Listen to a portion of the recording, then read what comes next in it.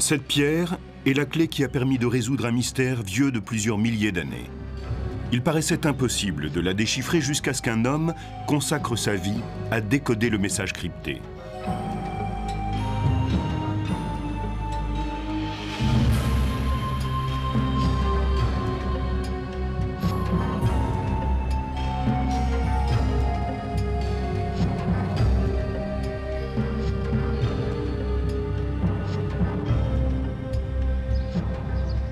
À Londres, le British Museum présente de nombreux objets remarquables de l'Égypte ancienne, parmi lesquels des momies datant de 3000 ans et des statues monumentales dédiées aux grands pharaons. Mais il est un objet encore plus important que tout cela. À l'entrée des collections égyptiennes se trouve une grande table de pierre. On pourrait l'ignorer si elle n'était particulièrement mise en valeur. On la connaît sous le nom de pierre de Rosette. C'est un des plus grands trésors de tous les temps.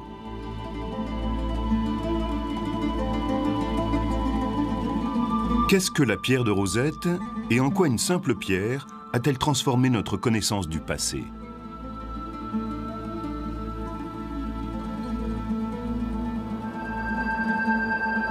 Pendant 2000 ans, l'histoire de l'Égypte antique a été ensevelie sous les sables du temps. Voyageurs et érudits étaient conscients de l'existence de populations mystérieuses dont ils ignoraient tout. Qui étaient les hommes qui avaient élevé ces pyramides aussi hautes que des montagnes? À quel dieu étaient consacrés ces temples immenses, aussi vastes que des villes? Et pourquoi enfouissaient-ils à côté de leurs morts ces fabuleux trésors?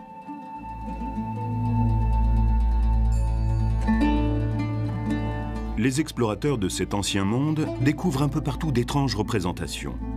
Ce sont les Grecs qui ont nommé hiéroglyphes cette écriture mystique qui couvre les murs des temples, des édifices, des tombes, d'étranges animaux, de têtes humaines et de figures inconnues.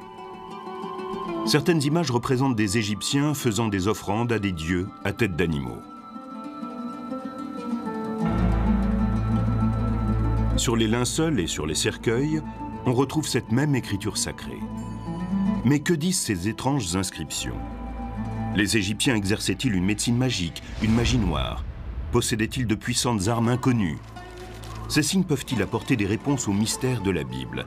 Il fallait trouver une clé. On découvrait l'Égypte ancienne et on ne faisait qu'entrevoir la signification de ces tablettes énigmatiques.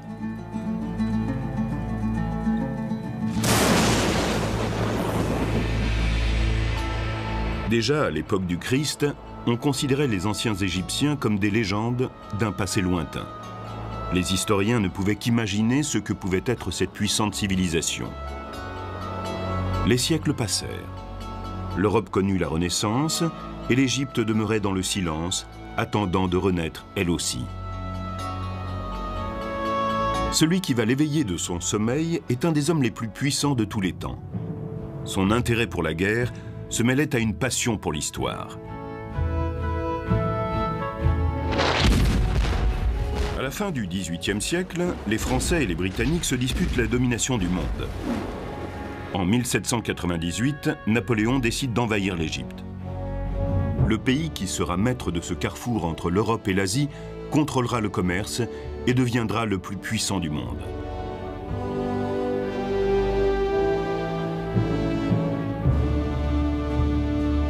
À ce moment-là, Napoléon a 29 ans. Il est devenu une légende dans l'armée française. Ses victoires en Italie sur les forces autrichiennes ont impressionné le reste de l'Europe. Son sens de l'histoire et de son destin personnel vont l'amener à considérer l'Égypte comme son prochain objectif.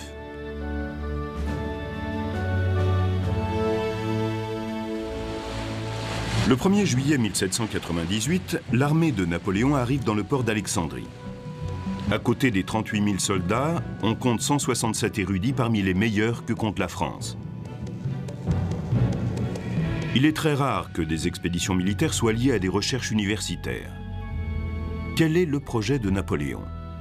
Pourquoi est-il ainsi fasciné par l'Égypte antique?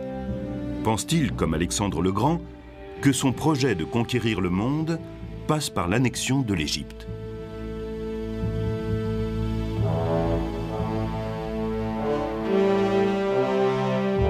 Napoléon, mégalomaniaque, voyait en l'Égypte plus qu'une simple pierre angulaire de son futur empire. Il en connaissait les légendes, l'ancienne puissance et l'histoire. C'était le pays des pharaons, dont les souverains étaient tenus pour des dieux par leurs sujets. Ils avaient régné pendant 2000 ans sur la plus grande civilisation du monde. Napoléon était bien décidé à percer leurs secrets. Comme Jules César, il pensait pouvoir gagner le cœur et l'esprit du peuple. Se voyait-il déjà le prochain pharaon? En tant que membre de l'Institut français d'égyptologie, Napoléon avait personnellement sélectionné les savants qui participaient à cette force expéditionnaire. Tandis que l'armée française remonte le Nil et écrase toute opposition sur son passage, les chercheurs se mettent immédiatement au travail et créent dans la ville du Caire un institut qui devient le quartier général de l'expédition scientifique.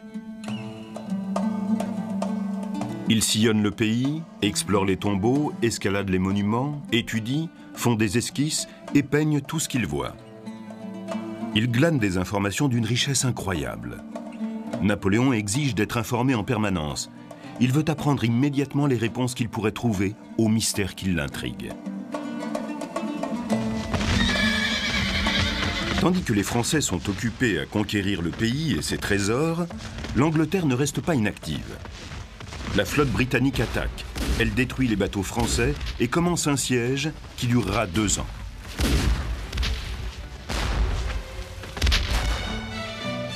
Napoléon lui-même échappe de peu au blocus et regagne la France. Ses espoirs de gouverner le monde sont brisés. Tandis que son armée abandonnée essaie tout simplement de rester en vie, les scientifiques et les chercheurs sont en train de donner naissance à l'égyptologie moderne.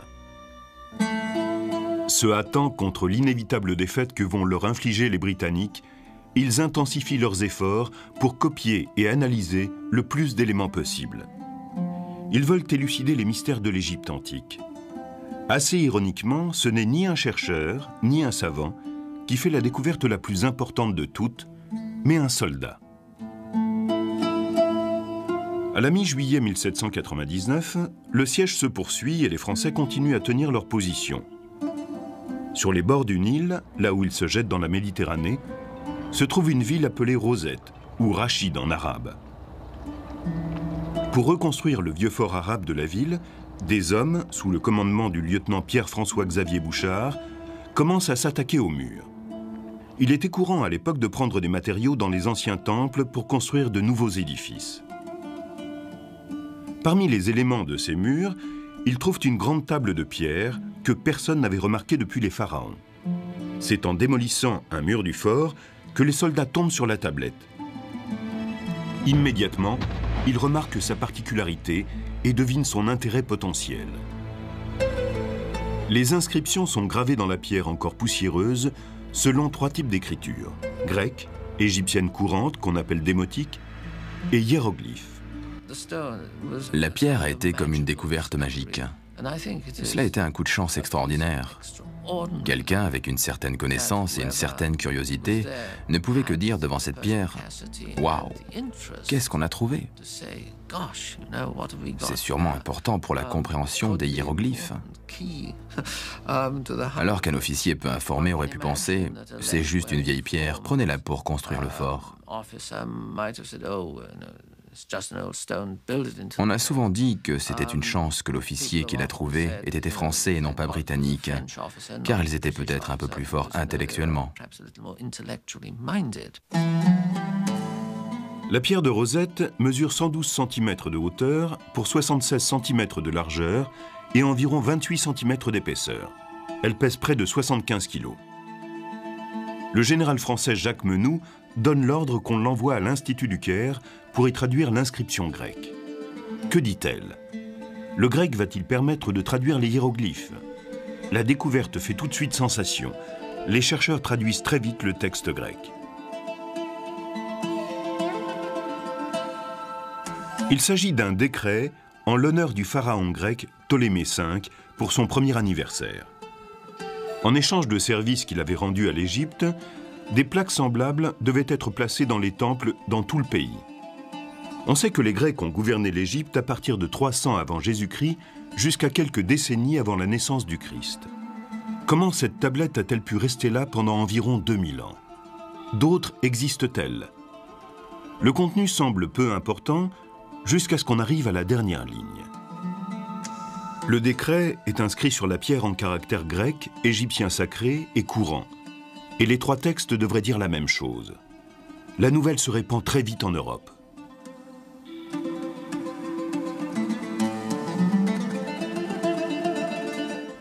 La pierre présente un grand intérêt pour l'étude des caractères hiéroglyphiques. Peut-être va-t-elle même nous donner enfin la clé. Courrier de l'Égypte, août 1799. La pierre de Rosette ne va pas rester longtemps aux mains des Français. L'étau des Britanniques se resserre et les Français sont forcés de se rendre. Mais un général parvient à cacher la pierre pour empêcher l'ennemi de s'en emparer. Cependant, au cours des négociations, les Britanniques la réclament. Pensent-ils que les hiéroglyphes pourraient leur révéler des secrets militaires? La pierre va-t-elle mettre un terme au long silence de l'Égypte antique?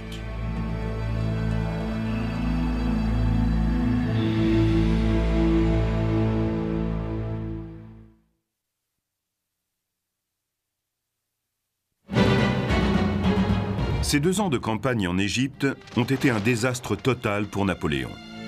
Plus de 9000 hommes sont morts et la flotte française a été anéantie par les Britanniques. Les rescapés ont été pris au piège, assiégés par la flotte britannique sur la côte méditerranéenne. Mais d'un point de vue scientifique et culturel, l'expédition en Égypte est d'une importance capitale et pour longtemps. Elle marque la naissance de l'archéologie moderne. Les hommes ont toujours été à la recherche de leur passé. Et avec la découverte de la pierre de Rosette, ils ont l'impression que les grands secrets de l'Égypte vont enfin leur être révélés. La porte va bientôt s'ouvrir sur ce paysage muet de magie et de mystère. Le déchiffrage des hiéroglyphes est attentivement surveillé par les militaires. Les officiers français en Égypte sont très informés sur la puissance et la gloire des anciens Égyptiens. Et ils en ont sous les yeux la preuve irréfutable. Les pyramides et les temples ont de toute évidence été construits par une grande civilisation, déjà très avancée. Si la pierre de Rosette permet de comprendre sa langue, on pourra ressusciter la splendeur de l'Égypte antique. Et cela, grâce à la France. Quel temps faudra-t-il aux chercheurs français pour comprendre les inscriptions gravées dans la pierre et lire les hiéroglyphes? Parviendront-ils à casser le code avant la reddition? À l'Institut, sous le commandement des militaires, les chercheurs se hâtent de terminer le déchiffrage. La pierre comporte 3 textes, chacun dans une écriture différente. De bas en haut, il y a les hiéroglyphes, le démotique et le grec. La partie grecque indique que la tablette rapporte les mêmes informations dans chacune des langues. Mais bien sûr, personne n'est capable de parler ou de lire une langue égyptienne datant de 2000 ans.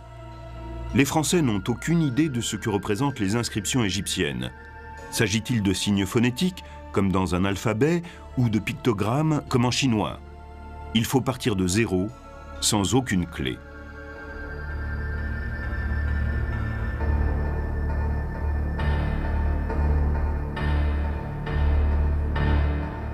Il y a encore un autre obstacle. La pierre est cassée en haut et sur les côtés.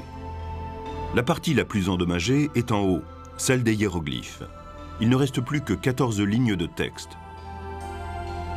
Au milieu, la partie démotique comporte 32 lignes, mais elle est cassée sur les côtés. Et la partie grecque fait 54 lignes. Les Français n'ont aucun moyen de savoir quelles inscriptions égyptiennes correspondent aux mots grecs. Et le temps joue contre eux.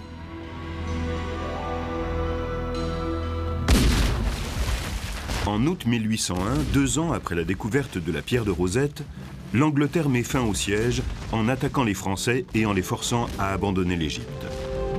Dans le traité qui signe leur retrait, les officiers français sont autorisés à garder leurs affaires personnelles. Mais l'Institut du Caire doit livrer toutes ses découvertes. Les chercheurs sont furieux. De quel droit les officiers britanniques vont-ils emporter l'héritage du passé? L'Égypte n'appartient-elle pas à l'humanité entière? Que va-t-il advenir de ces trésors sans prix?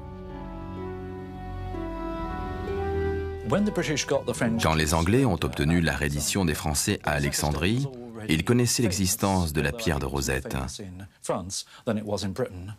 Elle était plus célèbre en France qu'en Grande-Bretagne, mais elle était considérée comme un trophée de guerre et le fruit de la victoire britannique.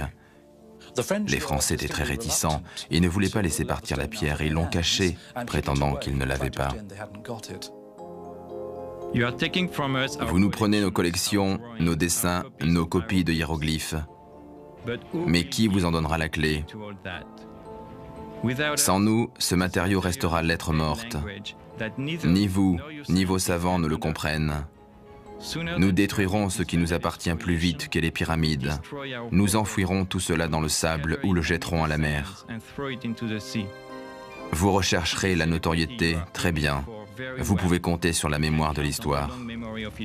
Vous avez déjà brûlé la bibliothèque d'Alexandrie, un membre de l'Institut du Caire en 1801.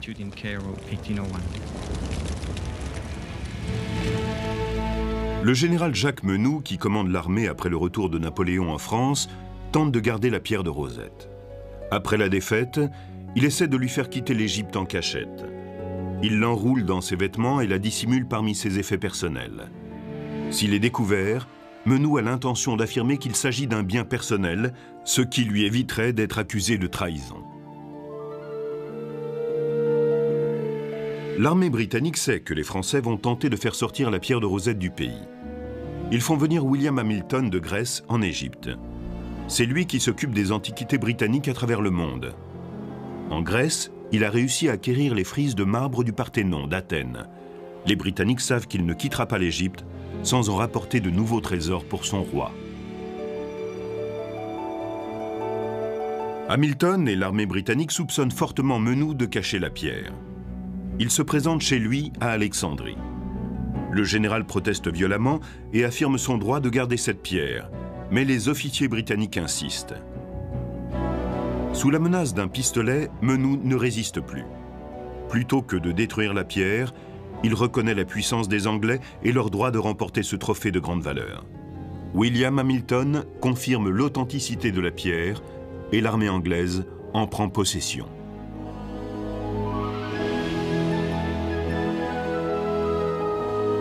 La pierre de Rosette est immédiatement expédiée en Angleterre, où elle arrive en février 1802. La Grande-Bretagne possède maintenant la clé du mystère égyptien, mais les Français en ont fait des copies. Une course contre la montre s'engage pour déchiffrer les mystérieuses inscriptions. La gloire attend l'homme qui va trouver la clé de la puissance et des richesses de l'Égypte. Sous l'œil du monde entier, les plus grands savants se battent pour être celui-là. Des amis deviennent rivaux. Qui étaient les hommes qui ont essayé et n'ont pas réussi à déchiffrer le code? La pierre de Rosette livrera-t-elle son secret?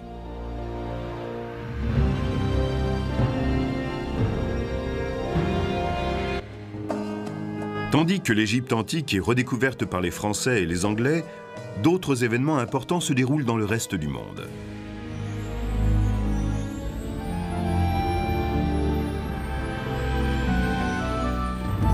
Les États-Unis font plus que doubler leur superficie en signant le traité de cession de la Louisiane en 1803. Les capitaines Lewis et Clark vont bientôt conduire une expédition de 2 ans à travers ce pays qui ne figure encore sur aucune carte. Thomas Elgin captive l'imagination du public en s'emparant des sculptures du Parthénon et en les ramenant par bateau jusqu'en Angleterre. En Chine, après 4000 ans de domination, l'ère des dynasties va s'éteindre avec la fin de la dynastie mandchoue. Au début du XIXe siècle, les récits sur les parties du monde nouvellement explorées stupéfient l'Europe et l'Amérique. Aucune découverte ne paraît incroyable. Tout semble possible. Quand arrivent les nouvelles rapportant la richesse des merveilles d'Égypte, la fascination pour tout ce qui est égyptien est à son comble. On sentait que les hiéroglyphes contenaient des secrets sur les dieux, l'univers, l'astronomie, des choses ignorées des gens ordinaires. Dès le début, il y a eu une curiosité, parce que les choses étaient tellement flagrantes et imagées, et surtout, elles étaient associées au temple, à la religion. On avait le sentiment que les hiéroglyphes devaient renfermer des mystères, qu'ils n'étaient pas une simple écriture, qu'on était devant une civilisation qui, si on en perçait le mystère, nous dirait des choses auxquelles personne n'avait jamais pensé. À présent, l'attention se porte sur le déchiffrage de la pierre de Rosette qui détient la clé de la langue égyptienne. Dès son arrivée à Londres, en 1802, des copies des inscriptions commencent à se répandre dans toutes les universités d'Europe. Les questions affluent devant la plus grande énigme de l'époque. La réponse que la pierre va apporter risque-t-elle de changer les idées sur la religion, la science, l'histoire? Que vont devenir les croyances fondées sur la Bible? Va-t-on découvrir des médecines et des techniques magiques? Comment une civilisation aussi avancée a-t-elle pu disparaître? Les linguistes commencent à étudier la relation entre les trois textes, mais aucun modèle ne s'impose. La pierre brisée semble résister à toutes les tentatives de croiser les mots et les phrases. On ne parvient à identifier parmi les hiéroglyphes aucun mot ni aucune phrase. Comment les chercheurs vont-ils réussir l'impossible? Comment faire un premier pas? Désespérés par leurs échecs, les érudits vont chercher de l'aide vers ceux qui les ont précédés. Le premier ouvrage sur la langue égyptienne est un livre grec de Horapollon, qui était, dit-on, un prêtre égyptien. Son livre, Hieroglyphica, écrit au 5e siècle avant Jésus-Christ, traite de l'utilisation et du sens des hiéroglyphes. Horapollon parle de 189 signes différents, dont il donne une description détaillée et également l'explication mythologique. Cependant, en même temps qu'il expose les spécificités de chaque signe, Horapollon ne les associe jamais pour former des phrases ou des paragraphes. Si son approche est exacte, son travail contient aussi beaucoup d'erreurs. Horapollon nous dit des choses vraies, mais en déduit des inexactitudes.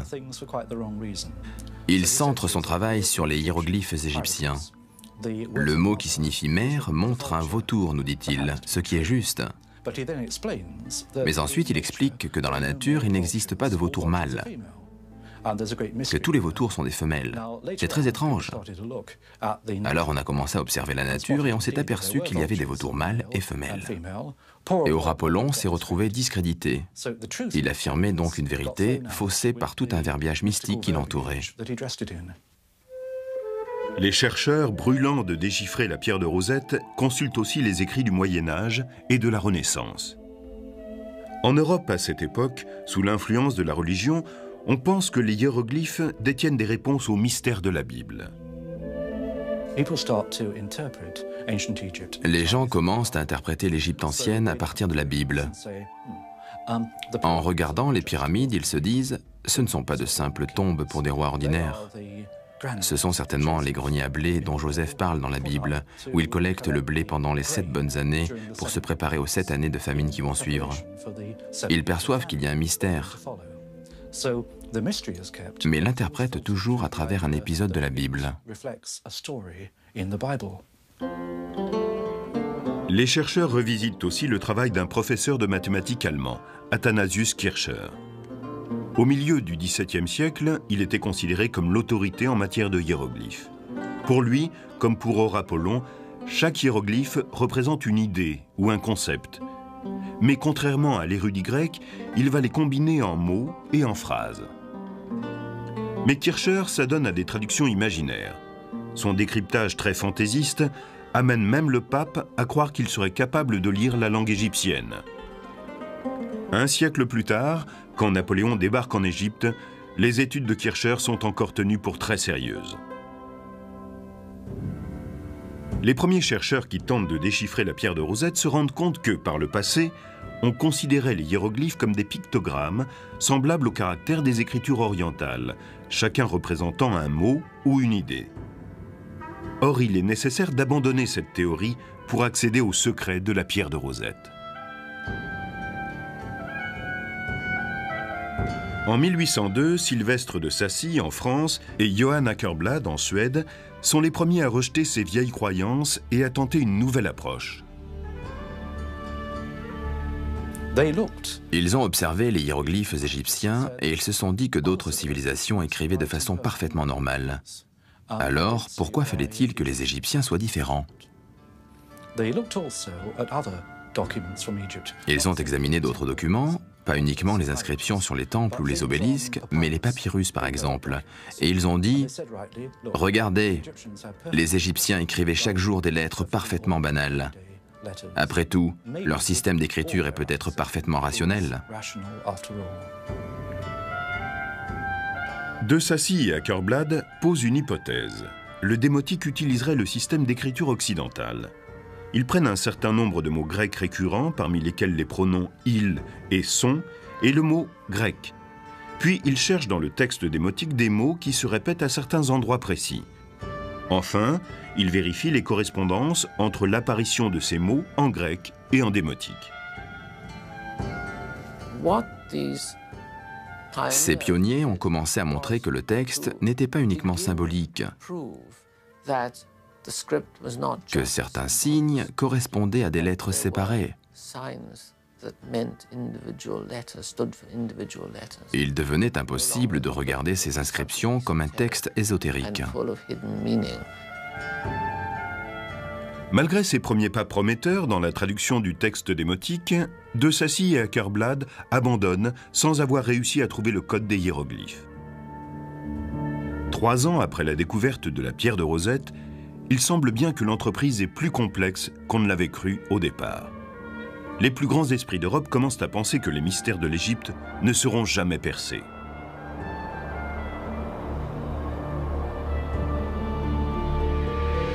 « 10 ans se passent après les essais de De Sacy et Akerblad sans sérieuses avancées. La fascination du public vis-à-vis de l'ancienne Égypte continue à grandir. La pierre de Rosette ne tombe nullement dans l'oubli. Pour ceux qui voudraient tenter l'aventure, l'échec des 2 savants est un précédent intimidant.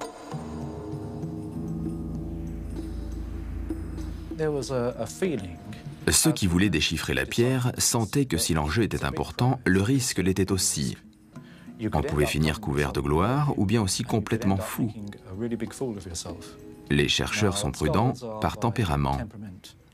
Il faut un type de personnalité particulier pour se dire « Tant pis si je deviens fou, je tente le coup ». La compétition va atteindre son comble. Un professeur anglais réputé rivalise avec un jeune chercheur français pour trouver la clé de l'énigme. Le savant britannique va décider de passer ses vacances à décoder la pierre de Rosette. Comment va-t-il être le premier à lire les hiéroglyphes?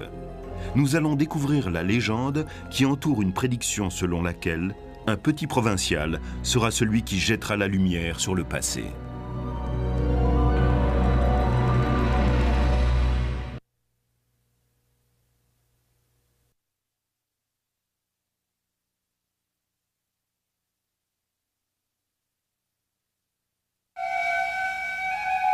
On découvre sans cesse des tombes et des temples couverts de hiéroglyphes, mais personne n'est capable de lire les secrets de l'ancienne Égypte. Cette langue magique semble destinée à rester ignorée à jamais. On va fêter le 15e anniversaire de la découverte de la pierre de Rosette, mais le déchiffrage n'a pas avancé. Les échecs semblent avoir conduit les chercheurs à renoncer. Pourtant, 2 hommes vont bientôt faire un grand pas en avant, et chacun affirmera être le premier.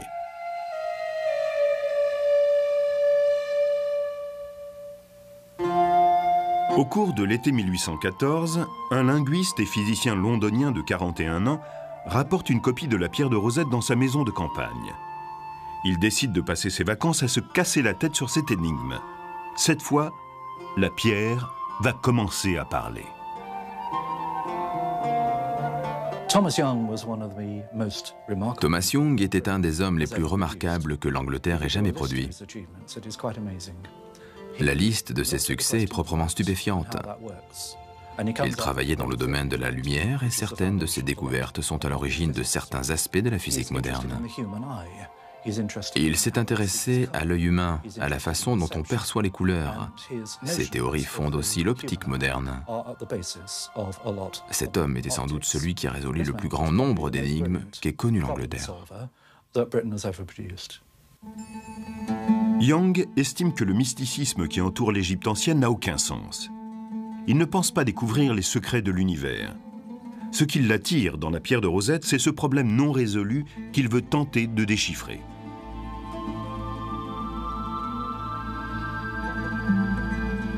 Il commence par se concentrer sur les mots d'un point de vue graphique. Il localise, dans la partie grecque, les lignes qui comportent des mots apparaissant plus d'une fois. Ensuite, il tente de trouver, dans le texte démotique, les passages où des groupes de symboles se répètent le même nombre de fois.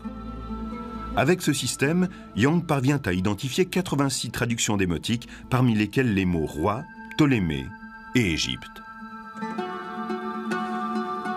Ce premier succès l'incite à poursuivre ses efforts, là où De Sacy et Akerblad se sont arrêtés. Il est depuis longtemps fasciné par les hiéroglyphes, surmontés d'ovales appelés cartouches, qui semblent placés à des endroits stratégiques dans les temples, les tombes et tout autour.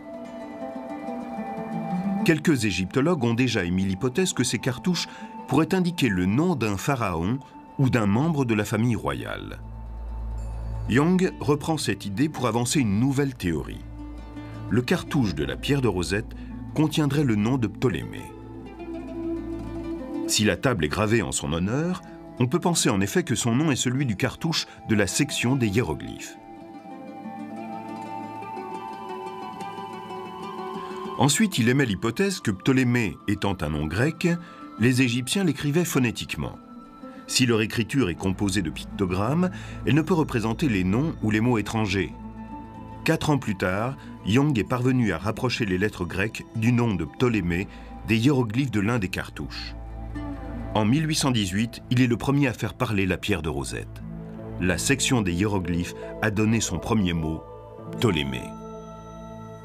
Tandis que son succès est bientôt rendu public, de l'autre côté de la Manche, un homme est lui aussi obsédé par le déchiffrage de la pierre.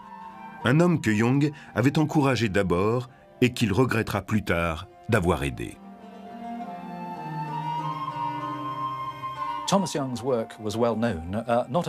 Le travail de Thomas Young était bien connu pas seulement en Angleterre, mais aussi dans d'autres pays.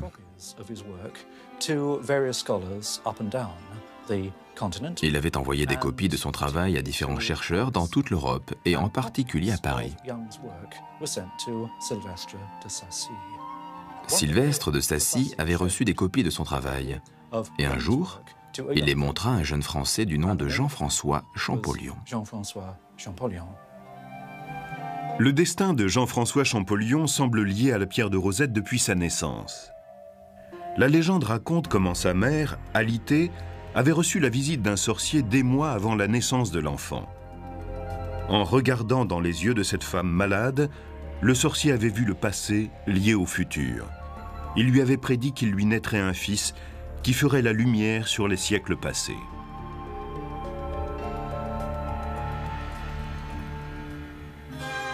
Champollion est né en 1790 à Figeac, dans la famille d'un libraire. À 11 ans, alors qu'il suit l'école à Grenoble, les récits de l'expédition de Napoléon en Égypte captivent son imagination comme celle de tous les petits Français.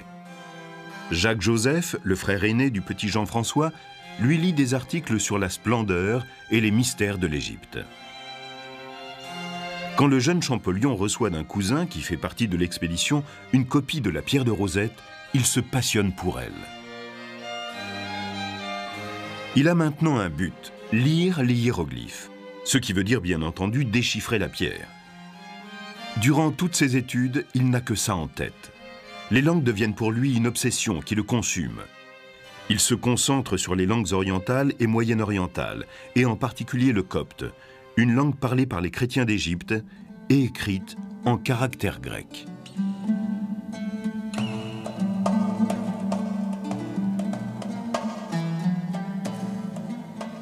À 14 ans, Champollion travaillait énormément, non pas pour ses études, mais sur les hiéroglyphes égyptiens. Il en a fait ce qu'on appellerait aujourd'hui une petite dépression nerveuse. On l'envoie se reposer en convalescence et de là il écrit une lettre à son frère aîné où il lui dit « Je m'ennuie tellement, envoie-moi une grammaire chinoise ». Voilà le genre de personnalité obsessionnelle qui était celle de Champollion. Au début de ses études, Champollion se focalise sur le déchiffrage de la langue démotique et sur ses liens avec le copte. Il pense d'abord que les hiéroglyphes sont des symboles, mystérieux, et qu'il ne pourra déchiffrer par les moyens ordinaires. Mais en même temps que Young, il commence à entrevoir la relation entre les noms grecs et le cartouche des hiéroglyphes. Quand il prend connaissance des avancées de Young, Champollion se rend compte immédiatement de leur exactitude. Il décide de mener plus loin encore la recherche. Il obtient un cartouche portant le nom de Cléopâtre, venu du temple de Philae. Ptolémée et Cléopâtre ayant des lettres communes, leurs hiéroglyphes devraient faire apparaître des signes similaires. Champollion examine ces deux noms dans l'écriture hiéroglyphique et se dégage le P, le L et le O. Il vient de prouver la véracité de la théorie de Young. Les noms étrangers sont éplés phonétiquement dans les hiéroglyphes. La porte de l'énigme s'est ouverte et le jeune chercheur va pouvoir la franchir. Champollion s'est rendu compte que Young avait raison. Il a montré comment les hiéroglyphes transcrivaient les noms des pharaons d'origine grecque. Mais ce n'était qu'une partie du problème. Peut-être cette façon d'écrire les noms étrangers n'était-elle utilisée qu'au cours des périodes les plus récentes. Qu'en était-il pour des périodes antérieures? Champollion examine alors la copie d'une inscription du grand temple de Karnak. Sur celle-ci, le nom d'un pharaon se répète à plusieurs reprises. Il comprend 3 signes. En haut, c'est le disque du soleil, et Champollion sait qu'en copte, il se prononce Ra. En bas, une lettre que Thomas Young a déjà identifiée, le S.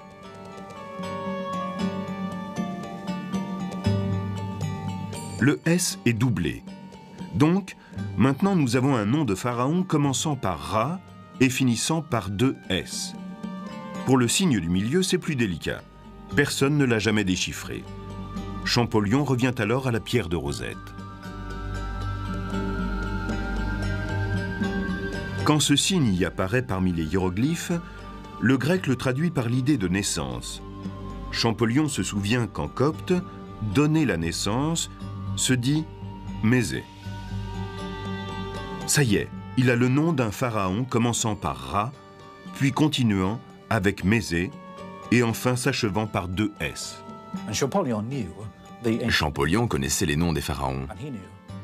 Et il savait qu'était monté sur le trône d'Égypte le célèbre Ramsès.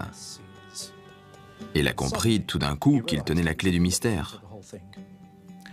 Sa connaissance du copte, les travaux de Thomas Young et son immense savoir sur l'Égypte antique lui avaient permis de faire cette découverte capitale. Je pense qu'à ce moment-là, il s'est dit « Je tiens l'affaire, je l'ai ». Young réagit de façon ambiguë. S'il est heureux de voir quelqu'un faire avancer ses recherches, il est en même temps furieux du manque de reconnaissance de Champollion. Et si le travail du jeune chercheur est remarquable, celui de Young, lui, est publié. Quand enfin les résultats de Champollion sont publiés, il devient la coqueluche du tout Paris. La France entière célèbre le Français qui a le premier déchiffré les hiéroglyphes, même si cette affirmation est controversée. Quant à lui, il poursuit son formidable travail avec une ténacité et une rapidité étonnantes. Il décide d'établir une liste complète de tous les pharaons avec les dates de leur règne. En 1824, Champollion constitue un alphabet hiéroglyphique formé de 23 signes. Pour cela, il utilise des copies d'inscriptions qu'on lui rapporte d'Égypte. Que se serait-il passé s'il avait fait le voyage en Égypte et observé les hiéroglyphes sur place? Aurait-il pu aussi bien les faire parler? Que lui aurait-il dit?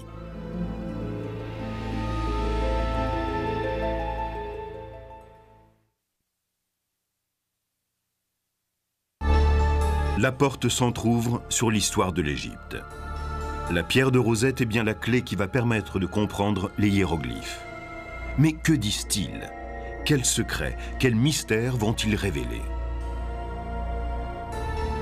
La découverte de Jean-François Champollion lui apporte en France de nombreux éloges. Jusque-là, l'Académie française le considérait comme un fou, un obsédé. Il travaillait seul, à l'écart, sans vie mondaine. Tout d'un coup, il devient un héros national. Le gouvernement français lui demande de négocier l'achat de la collection de l'égyptologue britannique Henry Salt. Et en 1827, quand elle rejoint les collections du musée du Louvre, Champollion devient le premier conservateur du département des antiquités égyptiennes. Mais il voit plus loin. Il veut aller en Égypte.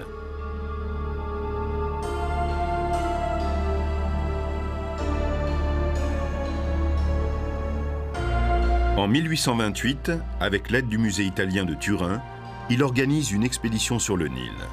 C'est le plus grand projet scientifique depuis Napoléon.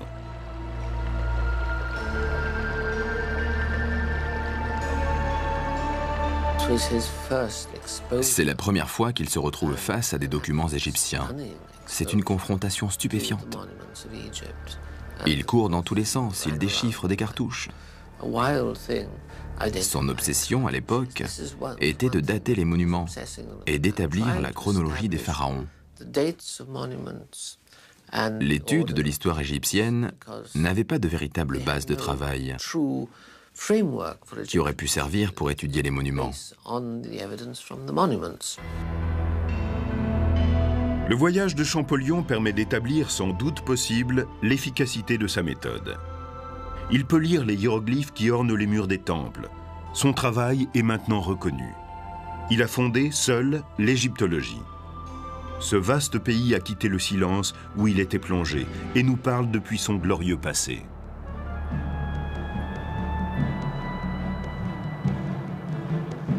La légende avait transmis les noms de pharaons comme Ramsès et Thoutmosis. Maintenant, on peut identifier leur visage. On sait maintenant quand ils ont régné et dans quel temple ils priaient. De retour à Paris, Champollion poursuit son travail. Il dispose d'assez d'éléments pour écrire une histoire complète de l'Égypte. Malheureusement, il n'en aura pas le temps. Il meurt le 4 mars 1832.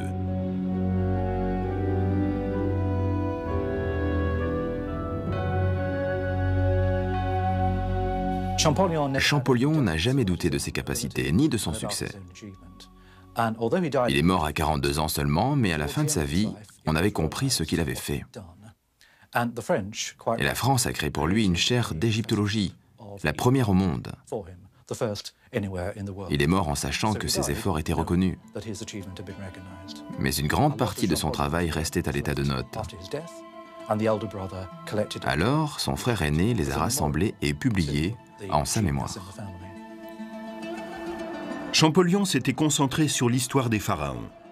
D'autres chercheurs commencent à utiliser les outils qu'il a forgés pour étudier les écritures démotiques et hiéroglyphiques.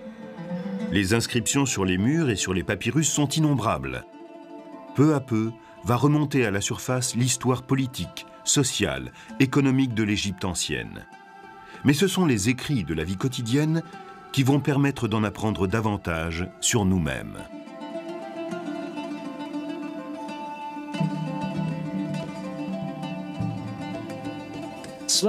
Au fur et à mesure, il devient clair que les Égyptiens étaient comme nous. Ils écrivaient à leurs banquiers, aux collecteurs des impôts. Ils tenaient des correspondances sur tous les sujets de la vie courante. Ils avaient une littérature, comme nous.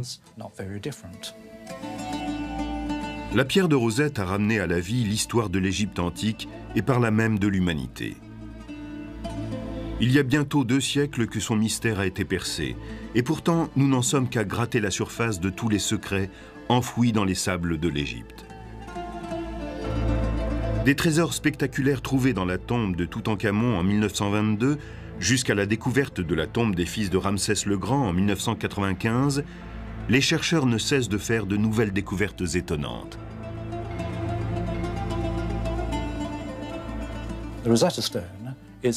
La pierre de Rosette marque un point de rupture avec la période où tout ce que nous savions sur nos origines venait de la Bible ou des écrits grecs et romains. À partir de sa découverte, nous avons pu étudier l'histoire ancienne et l'écouter nous parler. Elle a commencé à nous dire d'où nous venons, d'où viennent nos idées, quelles sont nos racines. La pierre de Rosette nous offre la possibilité de nous retrouver face à notre identité. Les efforts extraordinaires d'hommes comme Napoléon, Thomas Young et Jean-François Champollion ont permis de résoudre l'énigme de la pierre de Rosette. Aujourd'hui, nous pouvons comprendre l'écriture des anciens Égyptiens et leurs secrets.